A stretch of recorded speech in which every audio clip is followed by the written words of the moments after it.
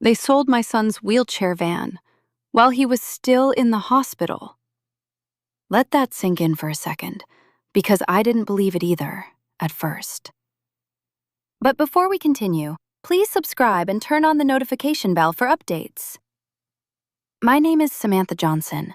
I'm 34, and 2 days ago, I was sitting in a stiff hospital chair, watching machines breathe and beep around my 8-year-old son, Ethan, when everything outside that room quietly fell apart. Ethan can't walk. He hasn't been able to since he was 3. That van? It wasn't just a vehicle. It was his way to school, to therapy, to the park, to feeling like the world was still open to him. And in one decision, it was gone. It started small, subtle, the kind of thing you almost ignore. 3 missed calls from my mom, a voicemail I didn't listen to, and then 1 notification, a bank alert. $52,000.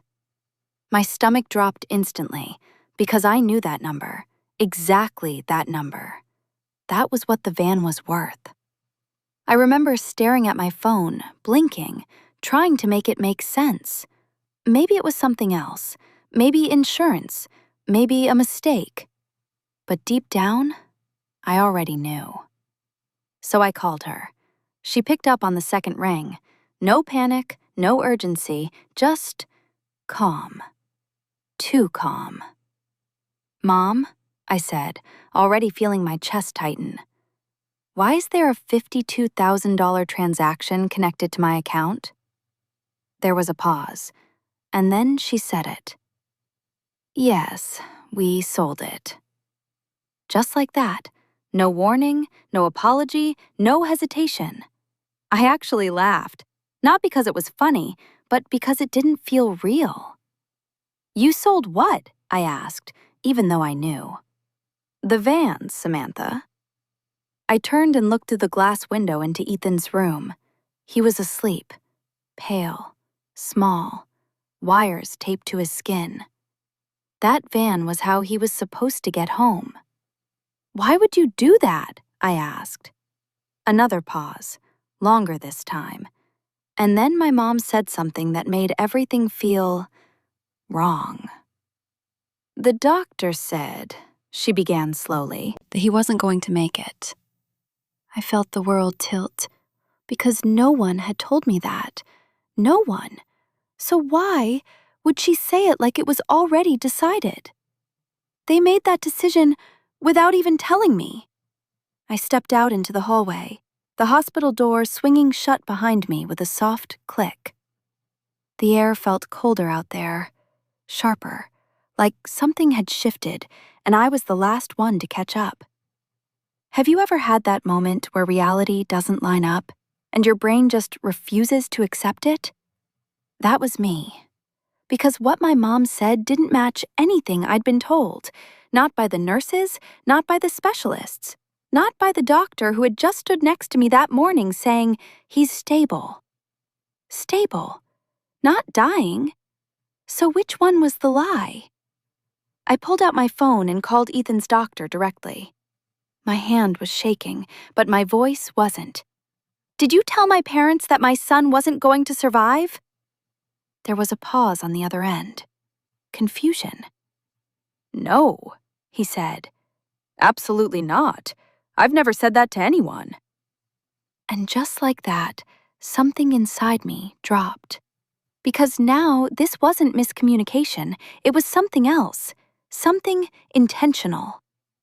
I leaned against the wall, staring at the floor tiles, trying to piece it together. My parents had been helping while I stayed at the hospital, feeding the dog, checking the house, handling mail.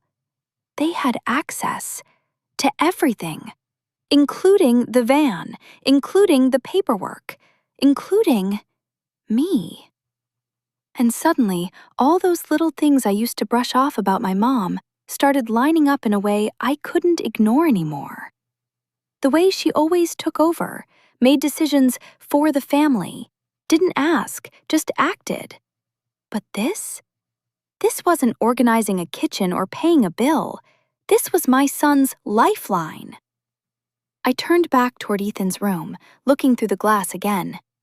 He hadn't moved, still asleep, still fighting, still here.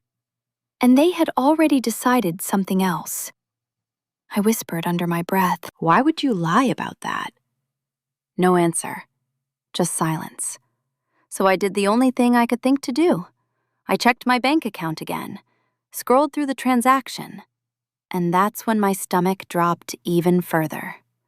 Because the $52,000, it wasn't sitting there. It wasn't waiting. It was already gone, transferred, to an account I didn't recognize. And in that moment, one question hit harder than all the others. What else had they done while I was distracted? They didn't just sell the van. They took every dollar. I didn't even sit down this time. I stayed standing in the hallway, heart pounding, already dialing my mom again. But this time, I hit record before she picked up, because something told me I was going to need proof. She answered slower now. "Hello?" Her voice wasn't as calm as before. "Where is the money?" I asked immediately. No build-up, no pretending. Silence. You know that kind of silence? The one that says everything before a word is even spoken? "That money should be in my account," I continued. "So where is it?" A small breath on the other end. And then, we used it. Used it. Just like that, like it was nothing. I felt my grip tighten on the phone. Used it on what? Another pause, longer this time. Then my dad's voice cut in, firm, controlled. "We made a decision, Samantha, for the family." That phrase hit like a slap. For the family? "This is my family," I shot back. "That van was for Ethan." "You're too emotional right now," my mom said quickly. "You're not thinking long-term." Not thinking long-term? My son was still in a hospital bed. What long-term were they talking about? I ended the call before I said something I couldn't take back. My hands were shaking too much anyway. Immediately, I called the bank. And that's when things got worse. Far worse. "Ma'am," the representative said carefully, "there was a valid authorization on file, a power of attorney." My heart dropped. Power of attorney? And then I remembered. 3 years ago, another hospital stay, another emergency. I had signed temporary documents so my parents could help manage things. I never revoked it. I never thought I'd need to. "They had full access," the representative continued. "The transfer was legally authorized." Legally. So this wasn't just betrayal. It was protected. I hung up slowly, my mind racing, trying to find a way out of something that suddenly felt very official, very final. And right then, a nurse stepped out of Ethan's room. "He's asking for you," she said gently. I walked back in, forcing my face to soften. Ethan looked up at me, tired but aware. "Are we going home today?" he asked. Simple question, simple words. I swallowed. "Soon," I said, but I had no idea how. Because without that van, there was no way to get him home safely. No plan, no timeline, nothing. A few minutes later, my phone buzzed again, a notification. I almost ignored it, but something told me not to. So I opened it. And what I saw made my entire body go cold. A purchase confirmation. A property, paid in cash, $51,800, under my parents' names. They bought something, while my son was still trying to come home. I stared at the screen, rereading the notification over and over like it might change if I blinked enough times. A property, paid in cash, almost the exact amount they got for the van. So this wasn't random. This wasn't panic.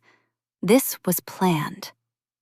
Have you ever realized, all at once, that something wasn't just wrong, it was intentional? That's what this felt like. I clicked into the details, my fingers moving faster now, adrenaline cutting through the exhaustion. The address pulled up just a few miles from my house. Local. Of course it was. I didn't even think, I just acted. The next morning, after making sure Ethan was stable and begging a nurse to keep an extra eye on him, I left the hospital for the first time in 2 days. The drive felt unreal, like I was moving through something I didn't fully understand yet. But deep down, I already knew this wasn't going to make sense. I pulled up to the address, and immediately, I saw it. A small, single-story house. Older, nothing flashy. But that wasn't what caught my attention. It was the ramp. Fresh wood, newly installed, and the widened doorway. My chest tightened. No way. I got out of the car slowly, my heart pounding louder with every step toward the front door. It was open. Voices inside. My parents, talking like everything was normal. I walked in without knocking. "What is this?" I demanded. They both turned. No shock, no guilt, just readiness, like they had been expecting this moment. "We were going to tell you," my mom said. "Tell me what?" I snapped. "That you sold my son's van to buy a house?" My dad stepped forward, calm as ever. "We bought him a future." That sentence hung in the air. A future? I looked around. The open layout, the space, the accessibility. It was all intentional, every detail. And for a split second, just a split second, I understood what they thought they were doing. But that didn't erase what they actually did. "You lied to me," I said, my voice lower now, sharper. "You told me he was going to die." My mom's expression flickered, the first crack. "We had to act fast," she said. "You never would have agreed." That was the moment everything shifted, because now it was clear. This wasn't fear, this wasn't desperation, this was control. I took a step closer, locking eyes with her. "One question," I said. My voice didn't shake this time. "Did you really believe he was dying? Or did you just say that so I wouldn't stop you?" She didn't answer. She just looked away. And in that silence, I got the truth. No doctor said that. The words came out quieter than everything else, but they hit the hardest. My mom wouldn't look at me when she said it. Her eyes stayed fixed somewhere behind me, like if she just avoided me long enough, the moment might pass. But it didn't. "You lied," I said. Not a question. Not even anger anymore. Just fact. She exhaled slowly. "You weren't thinking clearly, Samantha. You've been emotional for weeks. We had to make a decision." "We?" I repeated. My dad stepped in again, that same controlled tone. "This house solves everything. No stairs, no limits. It's better for Ethan long term." Better. That word almost made me laugh. Because here's the part they didn't understand. It was never just about the van. It was about choice. And they took mine. I shook my head, stepping back. "You don't get to decide what's best for my son by lying to me." They tried to explain it again. Different words, same justification. Talking about sacrifice, about logic, about how I'd thank them later. But something in me had already closed. That door wasn't reopening. The next 48 hours moved fast, faster than I expected. I contacted a lawyer from the hospital waiting room. The power of attorney? Revoked immediately. What they did wasn't clean. It lived in a gray area. Legal access, but questionable intent. An investigation was opened. Not to undo the house, that part was done, but to hold them accountable for how they got there. The hospital helped arrange a temporary medical transport service. Expensive, complicated, but enough to get Ethan home safely. And when people started asking questions, friends, family, I didn't hide anything. I told the truth, everything. And people listened. Support came in quickly. Not pity, support. Enough that, within weeks, I was able to secure another wheelchair-accessible van. Not brand new, not perfect, but ours. My parents called, texted, left long voicemails trying to explain again. I didn't respond. Some family members took their side, said their intentions were good. Maybe they were, but intentions don't erase actions. A few weeks later, I stood at the hospital exit again, but this time felt different. Ethan sat in his chair beside me, more alert now, a small smile on his face. Outside, the van was waiting. Ours. "Is that really ours?" he asked. I nodded. "Yeah, it is." I helped him inside, securing everything the way I'd done 100 times before. Familiar. Steady. When I closed the door, I paused for just a second. Not overwhelmed, not unsure, just certain. I walked around, got into the driver's seat, and started the engine. No one else deciding, no one else interfering. Just me, taking my son home, the way it should have been all along.